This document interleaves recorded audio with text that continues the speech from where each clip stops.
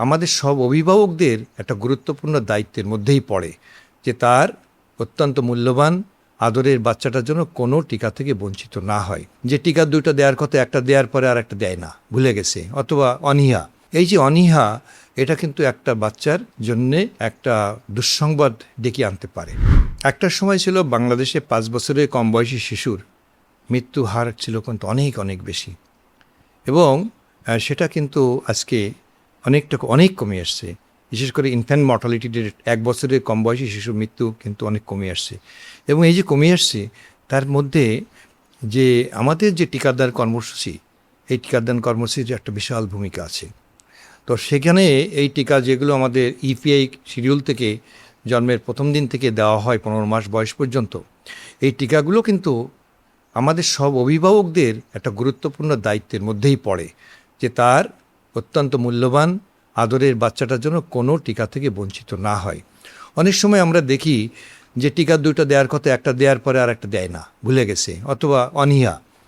এই যে অনীহা, এটা কিন্তু একটা বাচ্চার জন্যে একটা দুঃসংবাদ ডেকে আনতে পারে।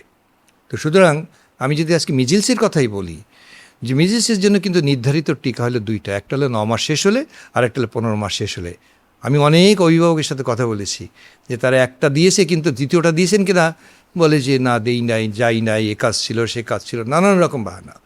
আমার খুবই অনুরোধ থাকলো, মানে একজন অভিভাবক হিসেবে বলেন, একজন এই দেশে একজন নাগরিক হিসেবে, একজন এক্সপার্ট হিসেবে যদি আমি আমার জনগণের কাছে এই বার্তাটা পাঠাই দেই, যেভাবে টিকার গাইডলাইন্সে আমাদের ইপিআই শিডিউলটা করা আছে, আমরা শত প্রতিকূলতা সত্ত্বেও, শত প্রতিবন্ধকতা সত্ত্বেও আমাদের জন্য একটাই মনে হয়, it is the question of my life, child's life.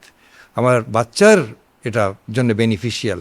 সুতরাং ওই নির্ধারিত সময়ে, নির্ধারিত তারিখে আমার বাচ্চাটা যাতে টিকা দেয়, টিকা পায় এবং সে সুরক্ষিত থাকে এই যে প্রাণঘাতী সংক্রমণ রোগগুলো থেকে, আমার এইটাই হলো একমাত্র আহ্বান। এবং আপনারা অবশ্যই আপনার সন্তানের জন্য এই কাজটা কোনো অবহেলা করবেন না। কেউ যদি টিকা না দেয়, এত আহ্বান সত্ত্বেও, গভর্নমেন্টের এত প্রোগ্রাম এবং এত অ্যাডভার্টাইজমেন্ট সত্ত্বেও যদি কেউ না দেয়, সেটা তার নিজস্ব ব্যাপার। কিন্তু আরেকজন যে দিতে যাবে তার বাচ্চাকে দেওয়ার জন্য, তাকে তো বাধা দেওয়া ঠিক না।